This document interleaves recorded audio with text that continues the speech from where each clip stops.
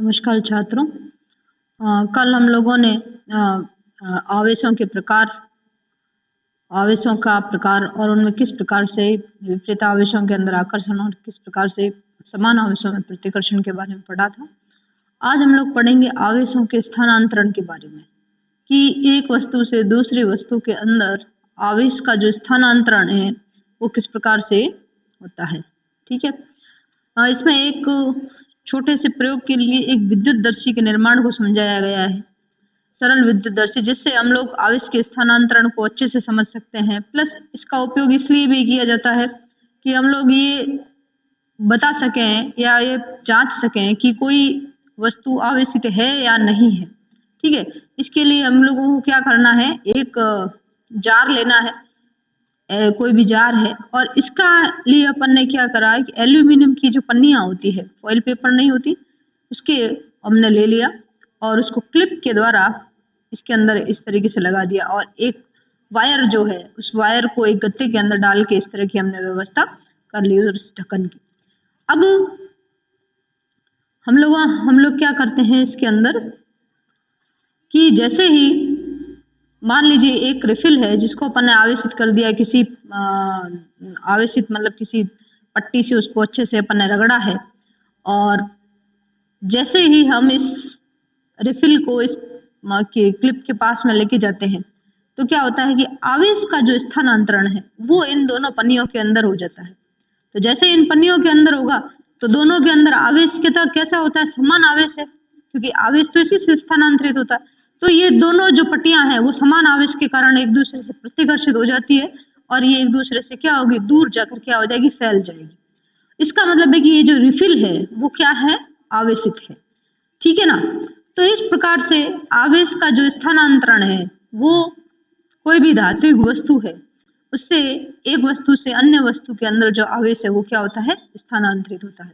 ठीक है, अगर हम लोग पेपर क्लिप जो अपन ने क्लिप बनाई थी इस एल्यूमिनियम पन्ने, अगर इसको हम लोग थोड़ा सा टच करेंगे तो टच करने पर क्या होगा, टच करने पर ये अपने आप वापस सिमट जाती है। कारण क्या होता है कि जो उसका जो आवेश है उन पट्टियों के ऊपर आवेश है, जैसे ये पट्टियां हैं, जैसे ही हम इसको टच करेंगे, टच करने पर ये वापस से क्या हो गई, सिकुड़ गई, सिमट गई। क्यों सिमट गई, कारण क्या, कारण है कि क्योंकि जैसे ही हमने इसको स्पर्श किया तो उसका जो आवेश था वो हमारी बॉडी के अंदर क्या हो गया, स्थानांतरित हो गया।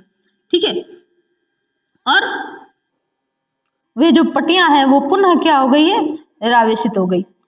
अब इस तरीके से, और जैसे ये हमारे शरीर के अंदर जाएगा आवेश, वहां से सीधा ये कहाँ चला जाता है, हमारी बॉडी से होता हुआ ये चला जाएगा जमीन के अंदर। ठीक है, तो इस प्रकार से कोई भी आवेशित वस्तु से, यानी अब जो पट्टी थी उस पट्टी से कहाँ गया, हमारे शरीर के अंदर, और शरीर से जो आवेश है वो कहाँ चला गया, जमीन में। तो किसी भी आवेशित वस्तु से जो पृथ्वी है वहां तक अगर हम आवेश भेजें तो इस प्रक्रिया को अपन क्या बोलते हैं, भूसंपर्कण बोलते हैं।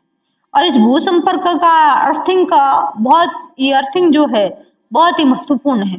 कैसे, आपने कई बार देखा होगा कि हाई वोल्टेज वगैरह आ जाते हैं, तो घरों के अंदर भी आपने देखा होगा कि जो हमारी ज्यादा पावर की जो ये विद्युत युक्तियां हैं, जैसे आप प्रेस को ले लो, आप जो है इसको मोटर को ले लो, आपने उनकी पिन देखी होगी, वो 3 पिन वाली होती है, जिसके अंदर एक प्लस का होता है, एक माइनस का होता है, और एक जो पॉइंट उसका होता है वो अर्थिंग का पॉइंट होता है।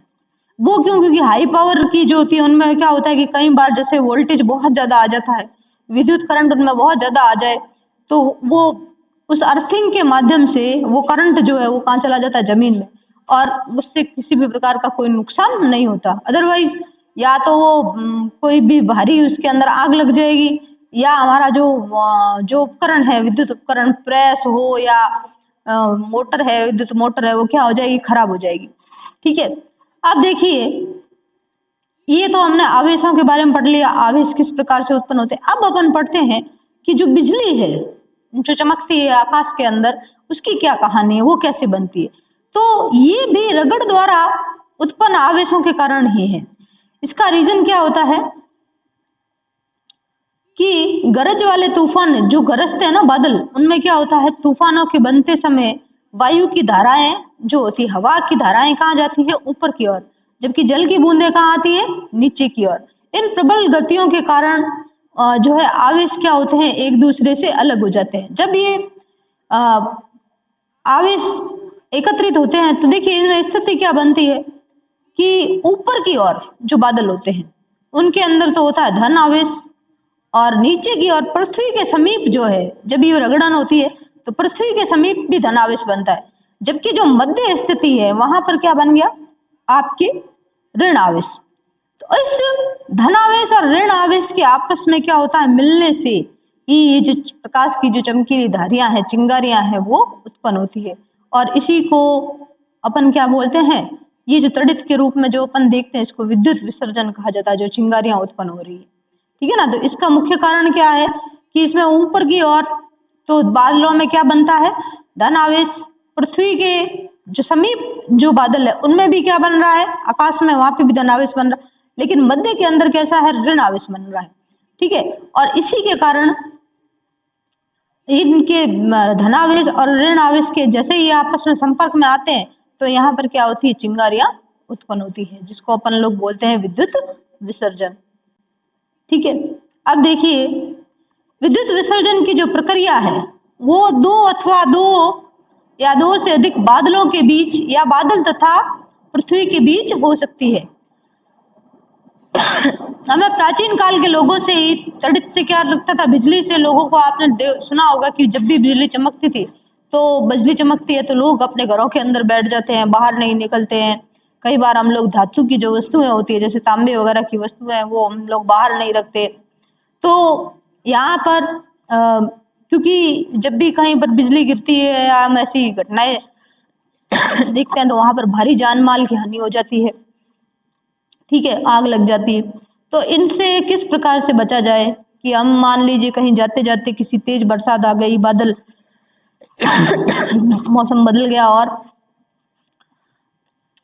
वहां पर तड़ित की जो बिजली की है संभावना बन गई गिरने की, तो वहां पर गिरने से बचाने के लिए, वहां पर अपने बचाव के लिए हम क्या कर सकते हैं।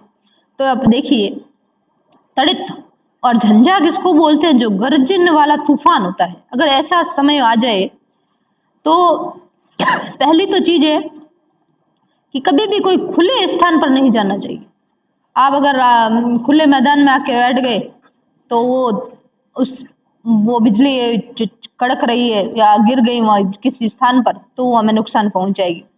तो गरज सुनते ही इस तरह की अगर तेज गरजे आते, पहली तो चीज है कि सुरक्षित स्थान पर हमें क्या हो जाना चाहिए, पहुंच जाना चाहिए। ठीक है। अब देखिए, अब इसके अंदर हम लोग क्या क्या सुरक्षात्मक उपाय कर सकते हैं। पहला कि जब भी ऐसी संभावना हो कि कहीं पर बिजली गिरने की संभावना हो, तेज गरज बादलों की गरज हो रही है, तो पहला तो किसी मकान या भवन के अंदर हम लोग सुरक्षित बैठ जाए। अगर हम किसी गाड़ी के अंदर हैं, यात्रा कर रहे हैं, तो पहली तो चीज की उसकी खिड़कियां दरवाजे बंद होने चाहिए। ऐसा नहीं कि हम गाड़ी से निकल के बाहर आ जाए, नहीं, खुद को स्वयं को बंद रखें गाड़ी के अंदर और उसके जो दरवाजे वगैरह वो भी देख के रखें। ठीक है। इसके बाद में देखिए आप खुले वाहन, मोटरसाइकिल, ट्रैक्टर, मशीनें, खुली कार ये सुरक्षित नहीं होते हैं। खुले मैदान, ऊंचे वृक्ष, पार्कों में शरण स्थल, ऊंचे स्थान तड़ित से हमारी सुरक्षा नहीं कर सकते। हम किसी खुले मैदान में चले जाएं, हम लोग किसी पार्क में चले गए तो ये ऊंचे वृक्ष है, ये हमारी सुरक्षा, यहाँ पर जाने पर और ज्यादा खतरा होता है। ठीक है। तो इसके लिए हमें क्या करना चाहिए, सबसे पहली तो चीज है कि यदि हम किसी जंगल में हैं या किसी वन में बैठे हैं तो किसी छोटे वृक्ष के नीचे जाके बैठे, क्योंकि अगर बड़े वृक्ष के नीचे अपन चले गए तो वहां और ज्यादा खतरा होगा। यदि हम किसी खुले क्षेत्र में हैं जहां पर कोई भी शरण स्थल नहीं है तो सभी वृक्षों से काफी दूर जाकर क्या करना चाहिए, जमीन पर हम लोग ऐसे जो जैसे आपको ये पोजीशन दिखाई हुई है इसी पोजीशन में आके हम लोग बैठ जाए। तो इससे क्या होता है कि शरीर को कम से कम आघात पहुंचने की, चोट लगने की संभावना रहती है। ठीक है। तो तड़ित के समय अगर हमें ऐसी जगह पर अगर हम कहीं चले गए जहां पर कोई मकान वगैरह कोई भवन नहीं है हमारे जाने के लिए तो हमको इस पोजीशन के अंदर बैठ जाना चाहिए। फिर घर के भीतर हमें क्या करना चाहिए कि घर के अंदर पहली चीज की जब इतनी तेज बिजली चमक रही होती है, तो ये टेलीफोन के तार, विद्युत तार आदि को इस क्या पहुंचाती है, नुकसान पहुंचाती है। ठीक है ना। और ऐसे समय में पहली चीज तो कि जो आपके वायरलेस जितने भी वायर वाले उपकरण है उनका उपयोग नहीं करना चाहिए। ठीक है।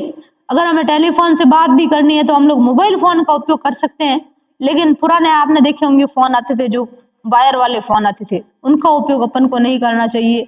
बहते जल के संपर्क में नहीं बचना चाहिए। जैसे घर में कई लोग है, इस तरह का मौसम है और चले गए किसी गार्डन के अंदर या किसी स्विमिंग पूल में नहाने के लिए, तो वो बहुत ज्यादा खतरनाक है। कंप्यूटर, टीवी जैसे जो उपकरण होते हैं उनके प्लगों को सॉकेट से निकाल देना चाहिए। उस समय इस तरह की जब स्थिति बनती है तो उस समय हम लोगों को कंप्यूटर से वगैरह है वो चलाने नहीं चाहिए, उनको क्या करना चाहिए, बंद रखें। ट्यूबलाइट्स वगैरह जो है वो इतने ज्यादा वॉट की नहीं होती, पावरफुल नहीं होती है, तो उनसे इतनी हानि नहीं होती है। ठीक है। इसके बाद में देखिए, एक घरों के अंदर एक युक्ति का उपयोग करते हैं जिसको बोलते हैं तड़ित चालक। आपने देखा होगा इस तरह की जो छड़ होती है, एक धातु की एक छड़ होती है, इसको क्या करा जाता है, घर के ऊपर लगा दिया जाता है और इस छड़ का जो संपर्क होता है वो ठेठ जमीन के अंदर होता है, जिसको अपन भू संपर्कन बोलते। देखिए ये जो छड़ है इसका संपर्क कहाँ पर है, इस छड़ को ठेठ ऊपर तक लगाया जाता है और जमीन के अंदर तक इसका संपर्क रहता है। ठीक है। तो ये क्या है, ये भू संपर्कन के लिए घर में रखा जाता है, घर की सुरक्षा के लिए। ठीक है ना। जब भी इस तरह की बिजली वगैरह की जो समस्या आ जाए, कभी ऐसी बिजली गिरे या तड़ित के प्रभाव से बचने के लिए क्या है, भवन की ऊंचाई से अधिक लंबाई की एक जो धातु की छड़ है वो स्थापित कर दी जाती है और इसका एक सिरा जो है जमीन के अंदर काफी गहराई तक दबा दिया जाता है। तो क्या होता है कि जब भी आवेश जो है ऊपर से जब बिजली आती है तो आवेश इसके माध्यम से होता हुआ कहाँ चला जाता है, जमीन के अंदर। ठीक है। और हमारा उस समय जो है वो उस विद्युत से तड़ित से हमारी क्या हो जाती है, रक्षा हो जाती है। अब देखिए अगली जो प्राकृतिक आपदा है वो है भूकंप। कौन सी है, इनके बारे में अपन ने पढ़ा भी है। और भूकंप जब आते हैं तो अपन देखते हैं कि अलग अलग स्तर के भूकंप आते हैं। कभी कभी तो थोड़ी सी जमीन के अंदर जो भूकंप है क्या, जमीन के अंदर होने वाले कंपन, और कभी कभी ये कंपन इतने तेज होते हैं कि एक बहुत बड़े पैमाने पर ये विनाश का कारण बनते हैं। ठीक है। अब देखिए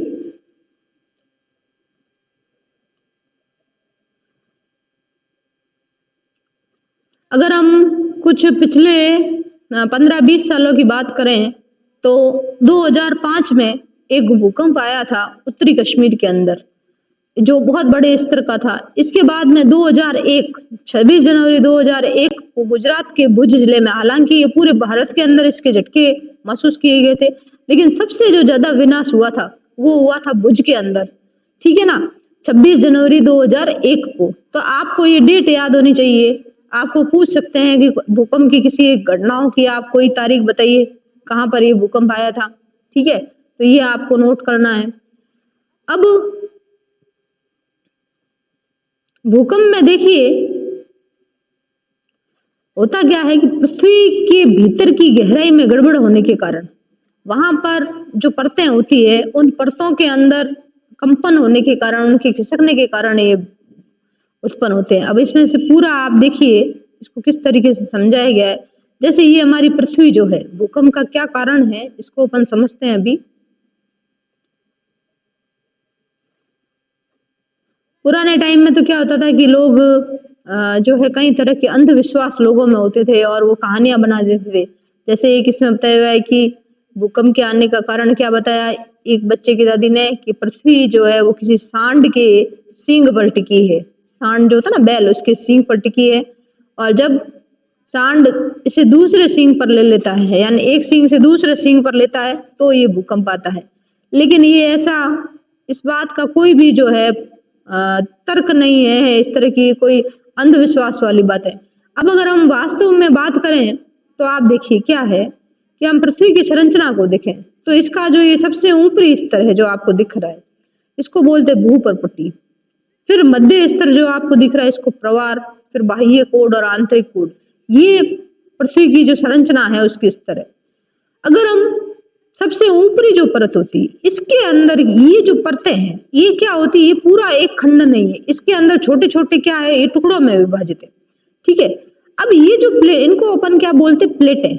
और इन प्लेटों के अंदर क्या होती है, निरंतर क्या हो रही, गति हो रही है, जिसके कारण ये एक दूसरे से क्या खाती है, रगड़ खाती है। अगर आपने सामाजिक में ये प्लेटों के बारे में कभी कभी पढ़ा हो, जैसे ये Indian plate, Eurasian plate, Arabian plate, यानी जो ये पूरी पृथ्वी है, अगर हम देखेंगे, अगर आप ग्लोब में भी देखेंगे तो आपको इस तरीके से दरारें दिखेगी। ये क्या है कि ऊपरी जो परत है पृथ्वी की, उसमें इस तरीके की प्लेटें बनी, और ये प्लेटें जो है वो आपस में क्या करती है, इनमें रगड़ होती रहती है, हलचलें होती रहती है। ठीक है, अब देखिए, और ये देखिए, ये टकराती प्लेट है जो आपको एक चित्र बनाया हुआ है, ये आपस में क्या होती है, इस तरीके से रगड़ खाती है। और इन प्लेटों में रगड़ के कारण ही भूपर्पट्टी में क्या उत्पन्न होते हैं, विक्षोभ, हलचल उत्पन्न होती है, जिसके कारण पृथ्वी की सतह पर क्या दिखाई देते हैं, भूकंप दिखाई देते हैं। तो ये कारण आपको स्पष्ट जो है यहाँ पर समझाया गया है कि पृथ्वी में प्लेटों की गतियों के कारण, उनकी रगड़ के कारण है भूकंप उत्पन्न होता है। अब देखिए, यदि हम भूकंप के आने का कारण निश्चित रूप से नहीं जान सकते, तथापि अभी तक यह संभव नहीं हो सका है कि आने वाले भूकंप के समय तथा स्थान की भविष्यवाणी कर सके। यानी ये कोई नहीं बता सकता कि भूकंप कब आएगा और कहाँ आएगा, इसकी कोई भविष्यवाणी नहीं है। ठीक है, अब पृथ्वी पर भूस्पंद, ज्वालामुखी फटने अथवा किसी उल्का पिंड के पृथ्वी से टकराने अथवा किसी भूमिगत नाभिक के विस्फोट, ये तो एक कारण हो गया।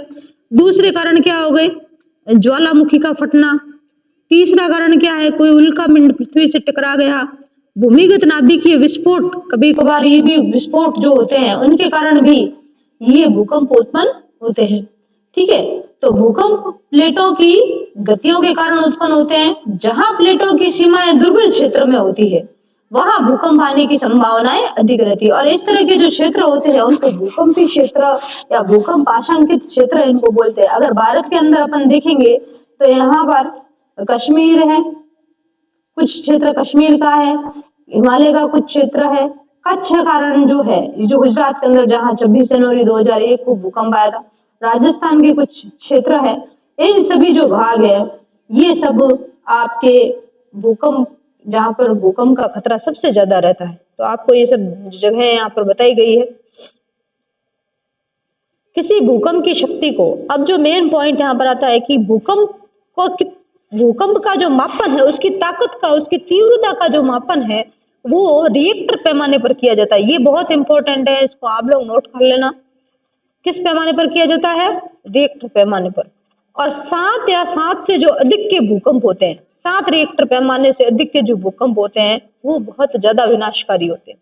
ठीक है, जो भुज और कश्मीर में जो दोनों भूकंप आए थे, अपन ने देखे थे 2005 में और 2001 में, उसकी जो तीव्रता थी उस भूकंप की, वो 7.5 से भी अधिक थी। इसलिए वहां पर जान माल की बहुत ज्यादा हानि जो है उस समय हुई थी। अब देखिए, अब इसको मापने के लिए ये रिएक्टर पैमाने पर कैसे मापते हैं, इसके लिए एक जो है मशीन है, उपकरण काम में लिया जाता है, जिसको बोलते हैं भूकंप लेखी। क्या बोलते हैं, ये क्या है, भूकंप लेखी। अब इसके अंदर क्या करते हैं कि जैसे किसी भी जमीन के ऊपर आपने इसको रख दिया, तो जैसे उसके अंदर जो पृथ्वी की सतह पर जैसे जैसे तरंगे उत्पन्न होती है, ठीक है ना, तो ये उसको एक चार्ट पेपर के ऊपर उन तरंगों को ये क्या करता है, इकट्ठा करता रहता है, इसके अंदर रिकॉर्ड होता रहता है। ठीक है, अब देखिए, अब आगे आता है, तो आपको ये याद रखना है कि इसका जो मापन है वो रिएक्टर पैमाने पर किया जाता है, और उपकरण का नाम क्या है, भूकंप लेखी। ठीक है, अब देखिए, एक ये चित्र है भूकंप का। कोई भी भूकंप जहां से उत्पन्न होता है उसको केंद्र बोलते हैं। क्या बोलते हैं, केंद्र। और उसके चारों ओर जो है क्या उत्पन्न होती है, भूकंप तरंगे। ये पृथ्वी का पृष्ठ है, जिस सेंटर से ये उत्पन्न होता है उस सेंटर को अपन क्या बोलते हैं, अधिकेंद्र। क्या बोलते हैं, अधिकेंद्र बोला जाता है। ठीक है, और वहीं से ये क्या होती, तरंगे उत्पन्न होती है। अब है भूकंप से बचाव। भूकंप से बचाव किस तरीके से किया जाता है, इसके बारे में अपन पढ़ेंगे कि भूकंप कितना विनाशकारी होगा, इसकी तो अपन कभी भी भविष्यवाणी नहीं कर सकते हैं। ये मैंने पहले ही बताया, कब आएगा, कहाँ आएगा, कितना आएगा, ये किसी को पता नहीं है। लेकिन जो भी क्षेत्र ऐसे भूकंप आशंकित क्षेत्र होते हैं, जो जहां पर अपन को लगता है कि जहां ज्यादा से ज्यादा भूकंप आने की संभावना रहती है, जो क्षेत्र है, वहां पर लोगों को सामना करने के लिए हमेशा तैयार रहना जरूरी है। पहली चीज कि उनके जो मकान हैं, उनके डिजाइन से ऐसे बनाए जाए, उनको इस तरीके से बनाया जाए कि वे बड़े झटकों को भी सह सके। नहीं तो क्या होता है, भूकंप आता है, आप देखो मकान का मकान गिर गई, बिल्डिंगें गिर गई और उसमें कितने ही लोग दब जाते हैं। तो वहां पर जरूरी है कि वहां पर इस तरह के जो आशंकित क्षेत्र है, जैसे अभी अपन ने यहाँ पर पढ़े थे, कश्मीर है, कच्छ भुज है, राजस्थान के कुछ क्षेत्र है, तो वहां पर क्या है कि मकानों का स्ट्रक्चर इस तरीके से बनाया जाता है, उसको ऐसे मटेरियल से बनाया जाता है, उसका डिजाइन ऐसे किया जाता है ताकि अगर भूकंप के झटके आए भी तो भी उसको ज्यादा नुकसान नहीं हो। ठीक है।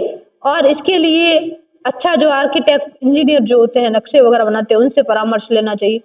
दूसरा, अत्यधिक जो भूकंपी क्षेत्र है, ऐसे क्षेत्र जहां बहुत ज्यादा रोज के भूकंप आते हैं, वहां पर भारी पदार्थों की अपेक्षा मिट्टी या लकड़ी का उपयोग ज्यादा अच्छा रहता है। यानी वहां मकान जो बनाने के लिए आप पत्थरों की जगह किसका उपयोग ले, मिट्टी का या फिर इमारती लकड़ों का, जैसे ईंटों का या लकड़ी का उपयोग ले, ताकि अगर वो मकान गिर भी जाए तो भी ज्यादा से ज्यादा लोगों को या उसमें रहने वाले लोगों को ज्यादा नुकसान नहीं हो। ठीक है। अलमारियों इत्यादि को दीवारी के साथ जड़ना अधिक अच्छा होता है। जो अलमारियां वगैरह होती है, उनको दीवारों के सामने फिट होनी चाहिए ताकि वे गिरे नहीं। दीवार घड़ी है, फोटो फ्रेम है, इनको लटकाते समय भी हमें सावधानी रखनी चाहिए। ठीक है। इसके बाद में आप देखें, भवन में भी भूकंप के कारण कई बार क्या लग जाती है, आग लग जाती है। तो जैसे अब क्योंकि भवन में कहीं पर वायर टूट गए, वहां पर शॉर्ट सर्किट हो जाते हैं वायर टूटने के कारण, तो ऐसी जगहों पर हमें अग्निशमन यंत्रों के जो उपकरण होते हैं, उन उपकरणों को वहां पर हमेशा उसकी व्यवस्था रखनी चाहिए। अब देखिए, एक संस्थान है जिसका नाम है केंद्रीय भवन अनुसंधान संस्थान रुड़की, इसका नाम आपको याद रखना है। और इन्होंने प्रतिरोधी, भूकंप प्रतिरोधी मकान बनाने की कुछ टेक्निक विकसित की है। मतलब इन्होंने इस तरह के इंजीनियरिंग से ऐसे डिजाइन मकान के बनाए हैं जिसमें भूकंप से कम जो नुकसान है वो लोगों को होगा। तो आपको ये नाम याद करना है, ये इम्पोर्टेंट है। और ये जितने भी तरीके दिए हुए हैं जो भूकंपी क्षेत्रों के अंदर इसके बचाव के, वो हमें करने हैं। ये तो मकान की बात हो गई। अब बात आती है कि अगर भूकंप आ गया तब हम क्या करेंगे। भाई ये तो सबसे पहले से तैयारी। अगर कहीं पर झटके आपने महसूस कर लिए तो क्या करना है। पहली चीज कि यदि हम घर के अंदर है, कहाँ पर है, तो आप क्या करें, किसी मेज नीचे, कोई मेज हो, टेबल वगैरह है, या किसी बेड के आप नीचे जाए ताकि झटकों के रुकने तक वे वही रहे, ताकि आपके ऊपर अगर कोई सामान गिरे तो आपको नुकसान नहीं हो। ऐसी ऊंची तथा भारी वस्तुओं से दूर रहे जो आपसे गिर सकती है। घर के अंदर हमें ऐसी सामान से, ऐसी जगह से दूर रहना है जहां पर कहीं बड़ी भारी वस्तुएं रखी हुई है, तो हो सकता है भूकंप के कारण वो आके हमारे सिर पे गिर जाए। अगर बिस्तर पर है तो उठे नहीं और अपने सिर का तकिए से बचाव करें, क्योंकि मेन चीज होती है कि हमारे हाथ पैर टूट जाएगा तो वो तो फिर सही हो जाएगा, लेकिन अगर सिर के ऊपर चोट आ गई तो बहुत ज्यादा नुकसान हो जाता है, इसलिए सिर को बचाना जरूरी है। फिर है, अगर हम घर के बाहर है तो भवन तथा वृक्षों तथा ऊपर जाती विद्युत लाइनों से दूर किसी खुले स्थान को खोजें और धरती पर लेट जाएं। अब वहां पर बिजली में तो जब हमने तड़ित का पढ़ा तो हमने कहा कि खुले स्थान पर नहीं जाना है, मतलब हमको सुरक्षित भवन के अंदर। लेकिन भूकंप के कारण तो भवनों के गिरने की ज्यादा संभावना रहती है, तो इसलिए खुले स्थान पर आ जाओ और ऐसी जगह पर आओ जहां पर विद्युत के खंभे वगैरह नहीं हो। ठीक है। यदि किसी कार अथवा बस में है तो बाहर नहीं निकलना है, ये चीज ध्यान रखनी। और ड्राइवर से अपन को कहना है कि धीरे धीरे किसी खुले स्थान पर इसको लेके जा, क्योंकि बीच मार्केट के अंदर है तो वहां तो और ज्यादा संभावना होगी जो है खतरे की। तो ये अपन ने इसके अंदर, इस पाठ के अंदर भूकंप के बारे में और तड़ित झंझा के बारे में पढ़ा और इसके जो बचाव है उसके बारे में पढ़ा था। आप सभी छात्र इसके जो अध्ययन बिंदु है, आपने क्या सीखा, ये आपको पूरे करने हैं। और इसके बाद में इसके जो प्रश्न उत्तर है, क्वेश्चंस जो है, ये आपको करने हैं। आप एक बार कोशिश करना, फिर मैं कल इसको आपको अच्छे से पूरा जो भी है वो समझा दूंगी अच्छे से। ठीक है, तो आज की क्लास में इतना ही। धन्यवाद।